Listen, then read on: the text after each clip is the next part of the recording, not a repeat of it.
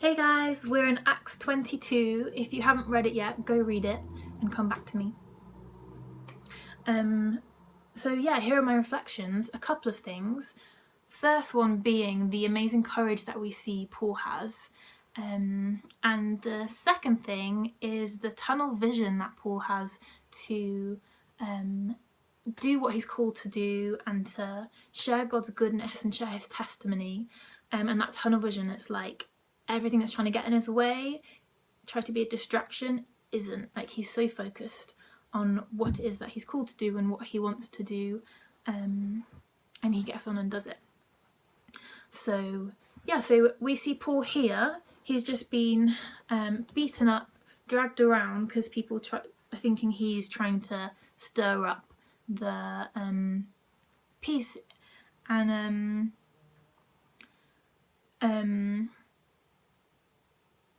what's amazing is that we see Paul, even though he knows he's being attacked by these people, he asks to go back out and speak with them.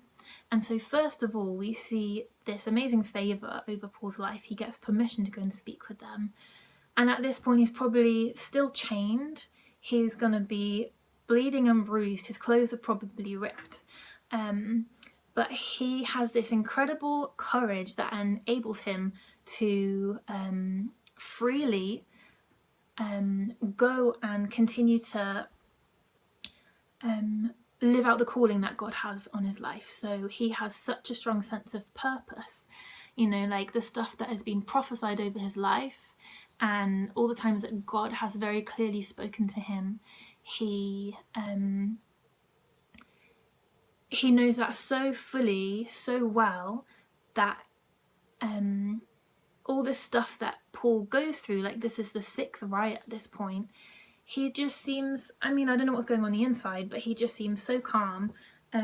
He goes back out to the crowd that were trying to attack him, and he starts to speak with them, not seeing them as his attacker, but like he addresses them as my brothers, my fathers. And not only that, but he starts to speak to them in their own language, so that gets their attention. And like, it's amazing how even though they have just been attacking Paul, he goes to them with so much compassion. And this tunnel vision thing that I mentioned, it's like he doesn't see them as people who are trying to attack him. He sees them as people that are really hurting and really need Jesus. And Paul knows that he has Jesus, and he knows the purpose that is on his life. So he you just really see him addressing them with the Father's heart, and he very freely starts to share his testimony and share the goodness of God. Like, he's just telling them very freely the stuff that he was doing before, and he's sharing that so that he can then share the goodness of God and how God interrupted him and broke into his life and changed things around for him.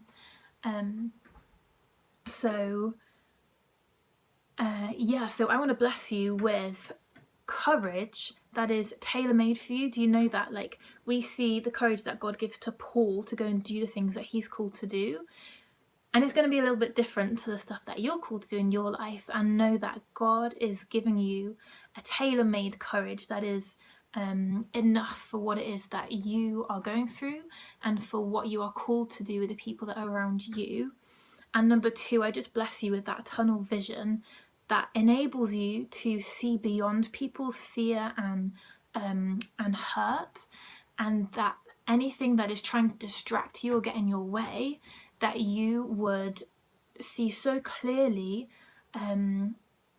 God's goodness and the purpose on your life, that stuff doesn't actually get in your way, that it actually just motivates you to keep going. And that you would hear God's voice so clearly, so loudly, that those other distractions just are no longer distractions. So that's me. Bless you. Amen.